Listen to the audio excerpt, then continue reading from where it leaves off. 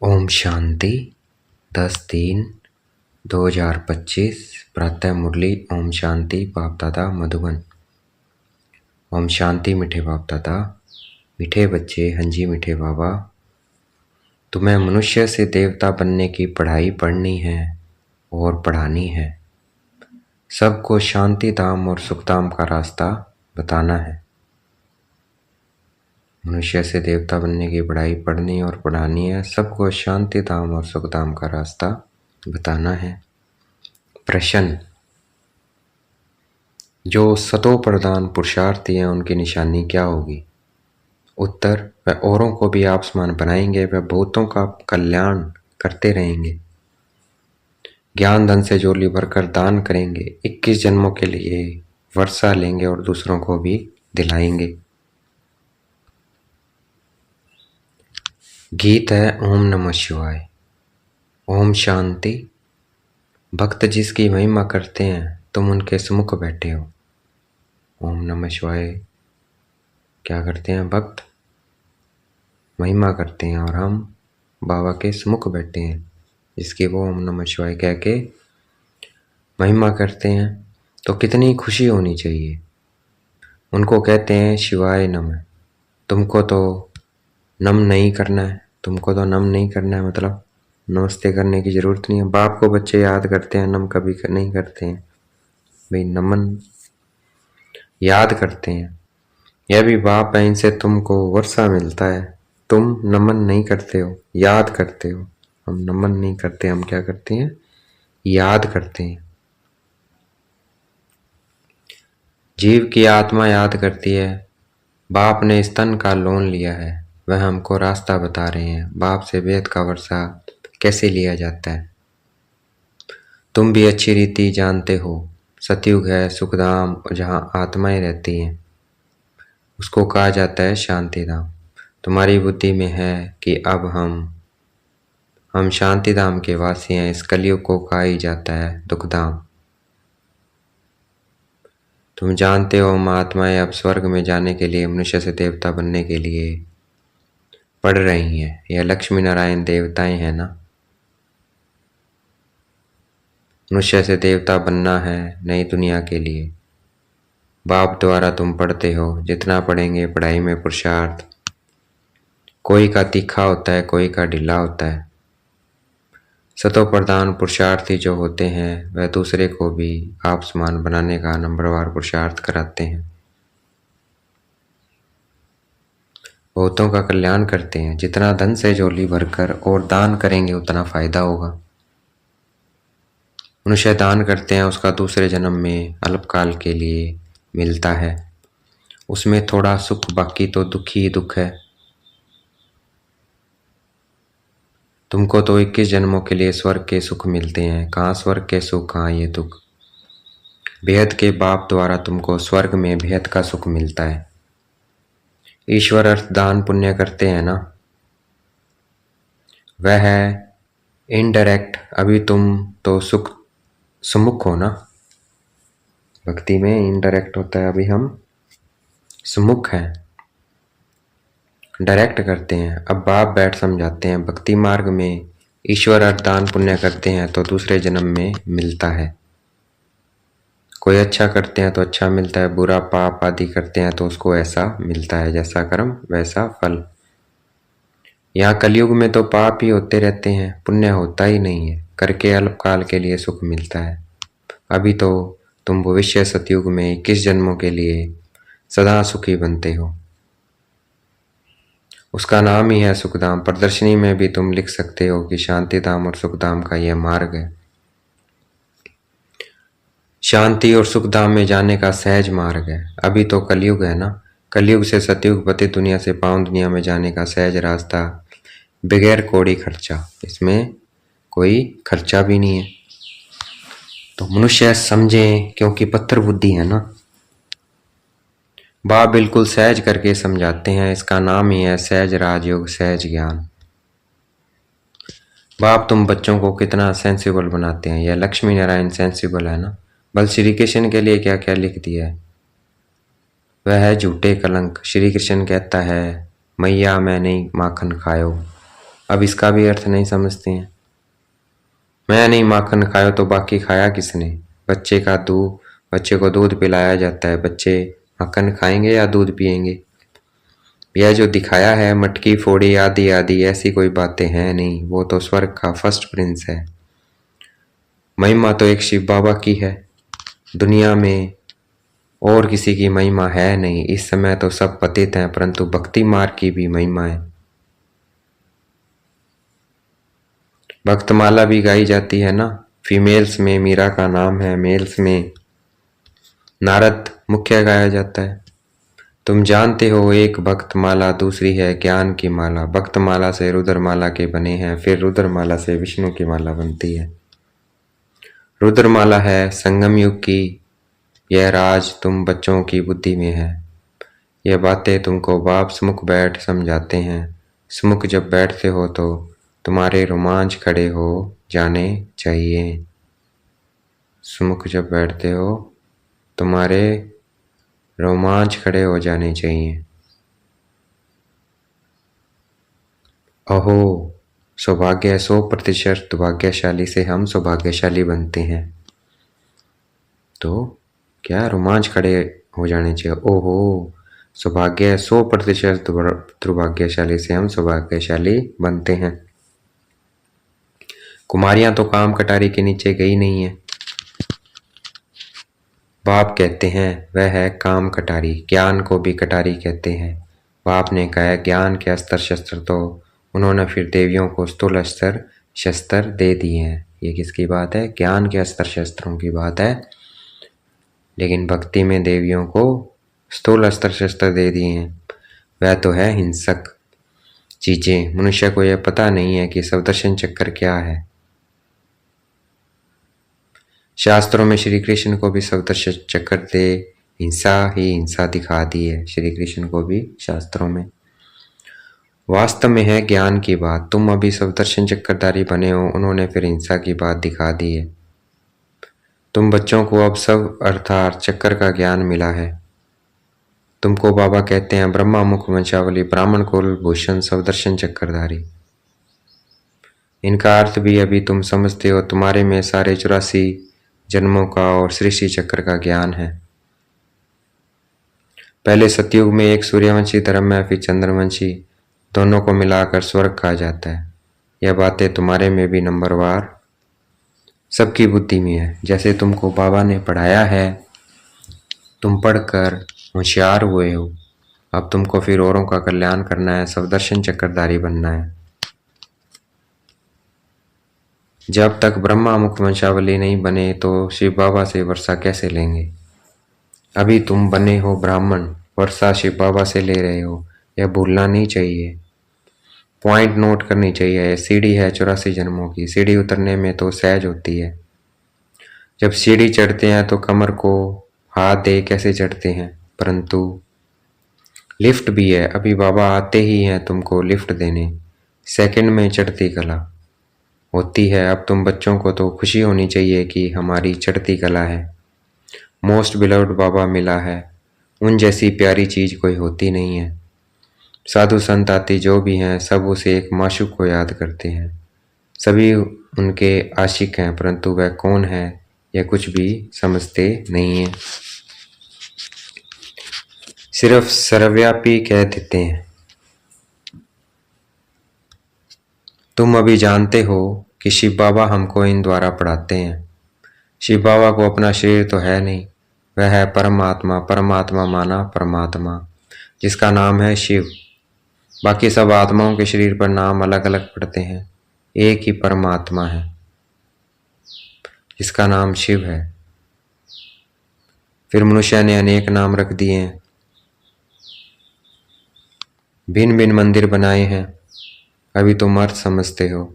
बॉम्बे में बबुरी नाथ का मंदिर है। इस समय तुमको कांटों से बॉम्बे में बबुलनाथ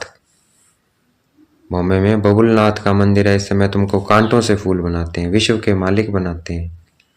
तो पहली बात मुख्य यह है कि हम आत्माओं का बाप एक है, उनसे ही भारतवासियों को वर्षा मिलता है। भारत के यह लक्ष्मी नारायण मालिक है ना, भारत के यह लक्ष्मी नारायण मालिक हैं।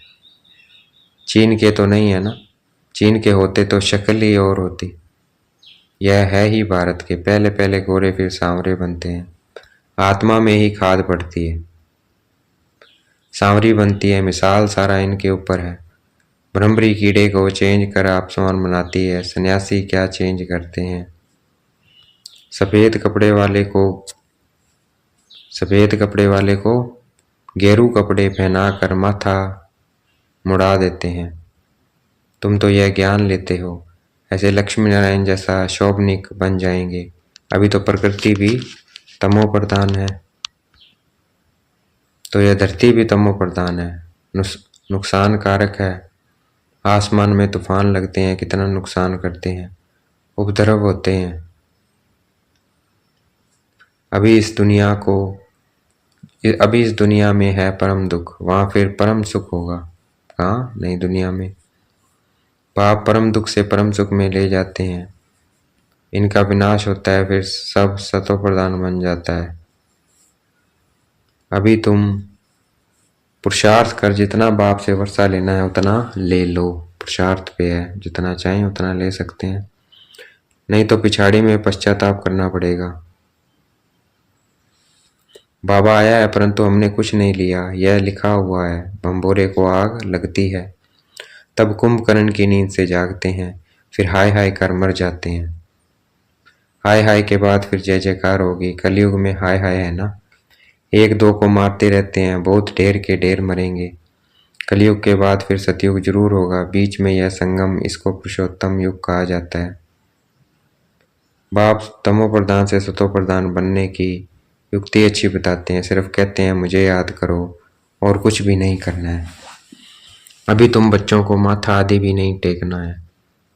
बाबा को कोई हाथ जोड़ते हैं तो बाबा कहते हैं न तो तुम आत्मा को हाथ है ना बाप को, फिर हाथ किसको जोड़ते हो। कलयुगी भक्ति मार्ग का एक भी चिन्ह नहीं होना चाहिए। ये आत्मा तुम हाथ क्यों जोड़ती हो, सिर्फ मुझ बाप को याद करो। याद का मतलब कोई हाथ जोड़ना नहीं है। मनुष्य तो सूर्य को भी हाथ जोड़ेंगे, कोई महात्मा को भी हाथ जोड़ेंगे। तुमको हाथ जोड़ना नहीं है, यह तो मेरा लोन लिया हुआ तन है, परंतु कोई हाथ जोड़ते हैं तो रिटर्न में जोड़ना पड़ता है। तुमको तो यह समझना है कि हम आत्मा हैं, हमको इस बंधन से छुटकर वापस जाना है, अब वापस घर जाना है। इनसे तो जैसे नफरत आती है, इस पुराने शरीर को छोड़ देना है। जैसे सर्प का मिसाल है, भ्रमरी में भी कितना अक्ल है जो कीड़े को भ्रमरी बना देती है। तुम बच्चे भी जो विषय सागर में गोते खा रहे हैं, उनको उससे निकाल क्षीर सागर में ले जाते हो। अब आप कहते हैं चलो शांति धाम, मनुष्य शांति के लिए कितना माथा मारते हैं। सन्यासियों को स्वर्ग की जीवन मुक्ति तो मिलती नहीं है, हाँ मुक्ति मिलती है, दुख से छुट शांति धाम में बैठ जाते हैं। फिर भी मुक्ति मिलती है, दुख से छूट शांति धाम में बैठ जाते हैं। फिर भी आत्मा पहले पहले तो जीवन मुक्ति में आती है, पीछे फिर जीवन बंधन में आती है। आत्मा सतो प्रधान है, फिर सीढ़ी उतरती है, पहले सुख भोग, फिर उतरते उतरते तमो प्रधान बन पड़े हैं। और फिर सबको वापस ले जाने के लिए बाप आए हैं। बाप कहते हैं मुझे याद करो तो तुम पावन बन जाएंगे। बाप ने समझाया है, जिस समय मनुष्य शरीर छोड़ते हैं तो उस समय बड़ी तकलीफ भोगते हैं, क्योंकि सजाएं भोगनी पड़ती है। जैसे काशी कलवट खाते हैं, क्योंकि सुना है शिव पर बलि चढ़ने से मुक्ति मिल जाती है। तुम अभी बलि चढ़ते हो ना, तो भक्ति मार्ग में भी फिर वह बातें चलती है, तो शिव पर जाकर बलि चढ़ते हैं। अब बाप समझाते हैं वापस तो कोई जा नहीं सकते, हाँ इतना बलिहार जाते हैं तो पाप कट जाते हैं। फिर हिसाब किताब नए सिरे शुरू होता है। तुम इस सृष्टि चक्र को जान गए हो, इस समय सबकी उतरती कला है। बाप कहते हैं मैं आकर सर्व की सदगति करता हूँ, सबको घर ले जाता हूँ। पतितों को तो साथ नहीं ले जाऊंगा, इसलिए अब पवित्र बनो तो तुम्हारे जोत जग जाएगी। शादी के टाइम स्त्री के माथे पर मटकी में जोत जगाते हैं। यह रस्म भी यहाँ भारत में ही है। स्त्री के माथे पर मटकी में जोत जगाते हैं, पति के ऊपर नहीं जगाते हैं, क्योंकि पति के लिए तो ईश्वर कहते हैं। ईश्वर पर फिर जोत कैसे जगाएंगे? तो बाप समझाते हैं, मेरी तो जोत जगी हुई है, मैं तुम्हारी जोत जगाता हूँ। बाप को क्षमा भी कहते हैं। ब्रह्म समाजी फिर ज्योति को मानते हैं, सदैव ज्योति जो जगी रहती है उनको ही याद करते हैं, उनको ही भगवान समझते हैं। दूसरे फिर समझते हैं छोटी ज्योति, आत्मा बड़ी ज्योति, परमात्मा बड़ी ज्योति, छोटी ज्योति आत्मा। मैं समा जाएगा, उन अनेक मतें हैं। दूसरे फिर समझते हैं छोटी ज्योति आत्मा, बड़ी ज्योति परमात्मा में समा जाएगी, अनेक मतें हैं। बाप कहते हैं, तुम्हारा धर्म तो अथाह सुख देने वाला है। तुम स्वर्ग में बहुत सुख देखते हो, नई दुनिया में दुख, नई दुनिया में तुम देवता बनते हो। स्वर्ग में बहुत सुख देखते हो, नई दुनिया में तुम देवता बनते हो। तुम्हारी पढ़ाई है ही भविष्य नई दुनिया के लिए, और सब पढ़ाइयाँ यहाँ के लिए होती है। यहाँ तुमको पढ़कर भविष्य में पद पाना है। गीता में भी बरोबर राजयोग सिखलाया है। फिर पिछाड़ी में लड़ाई लगी, कुछ भी नहीं रहा, पांडवों के साथ कुत्ता दिखाते हैं। अब बाप कहते हैं, मैं तुमको कोर्ट कॉलेज बनाता हूँ। यहाँ तो अनेक प्रकार के दुख देने वाले मनुष्य हैं, काम कटारी चलाए कितना दुखी बनाते हैं। तो अब तुम बच्चों को यह खुशी रहनी चाहिए कि वेद का बाप ज्ञान का सागर हमको पढ़ा रहे हैं। मोस्ट बिलव्ड माशुक है, हम आशिक उनको अदा कल्प याद करते हैं, तुम याद करते आए हो। अब बाप कहते हैं, मैं आया हूँ, तुम मेरी मत पर चलो, अपने को आत्मा समझ मुझ बाप को याद करो। दूसरा न कोई, सिवाय मेरी याद के तुम्हारे पाप भस्म नहीं होंगे। हर बात में सर्जन से राय पूछते रहो, बाबा राय देंगे। ऐसे ऐसे तोड़ निभाओ, अगर राय पर चलेंगे तो कदम कदम पर पदम मिलेंगे। राय ली तो रिस्पॉन्सिबिलिटी की छुट्टी, और रिस्पॉन्सिबिलिटी किसकी हो जाएगी? बाबा की राय लेंगे तो। देखेंगे बाप दादा हमें याद प्यार दे रहे हैं। मीठे मीठे से गलते बच्चों प्रति माता पिता बाप दादा का याद प्यार। गुड मॉर्निंग रूहानी बाप की, रूहानी बच्चों को नमस्ते। हमें भी याद प्यार देना है। हम रूहानी बच्चों की रूहानी बाप दादा को दिल व जान शिकवा प्रेम से वेद का याद प्यार और नमस्ते। धारणा के लिए मुख्य सार, वेद के बाप से वेद का सुख का वर्षा लेने के लिए डायरेक्ट ईश्वर अर्थ दान पुण्य करना है। ज्ञान धन से झोली भरकर सबको देना है। इस पुरुषोत्तम युग में स्वयं को सर्व बंधनों से मुक्त कर जीवन मुक्त बनना है। ब्रह्मपुरी की तरह बूम बोकर आप स्वान बनाने की सेवा करनी है। आज का वरदान देखेंगे, बाप दादा ने मस्तक पे याद रखा हुआ वरदान दे रहे हैं। सर्व प्राप्तियों के अनुभव द्वारा पावरफुल बनने वाले सदा सफलता मूर्त भाव। सर्व प्राप्तियों के अनुभव द्वारा पावरफुल बनने वाले सदा सफलता मूर्त भाव। जो व्याख्या है, जो सर्व प्राप्तियों के अनुभवी मूर्त है वही पावरफुल है। ऐसी पावरफुल सर्व प्राप्तियों की अनुभवी आत्मा ही सफलता मूर्त बन सकती है, क्योंकि अभी सर्व आत्माएं ढूंढेंगे कि सुख शांति के मास्टर दाता कहाँ है। तो जब आपके पास सर्व शक्तियों का स्टॉक होगा तब तो सबको संतुष्ट कर सकेंगे। जैसे विदेश में एक ही स्टोर से सब चीजें मिल जाती है, ऐसे आपको भी बनना है। ऐसे नहीं सहन शक्ति हो सामना करने की नहीं, सहन शक्ति हो सामना करने की नहीं, सर्व शक्तियों का स्टॉक चाहिए, तब सफलता मूर्त बन सकेंगे।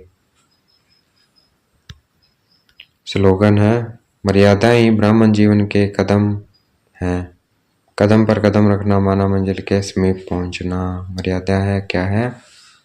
ब्राह्मण जीवन के कदम है, कदम पर कदम रखना माना मंजिल के समीप पहुंचना। अव्यक्त सारे सतता और सभ्यता रूपी कल्चर को अपनाओ। आजकल कोई ये एक विशेष भाषा यूज करते हैं कि हमसे असत्य देखा नहीं जाता, असत्य सुना नहीं जाता, इसलिए सत्य को देख झूठ को सुन करके अंदर में जोश आ जाता है। लेकिन यदि वह असत्य है और आपके सत्य देखकर जोश आता है तो वह जोश भी असत्य है ना। असत्यता को खत्म करने के लिए स्वयं में सत्यता की शक्ति धारण करो, तब असत्यता खत्म होएगी। अच्छा, ओम शांति। शुक्रिया मेरे बाबा, शुक्रिया।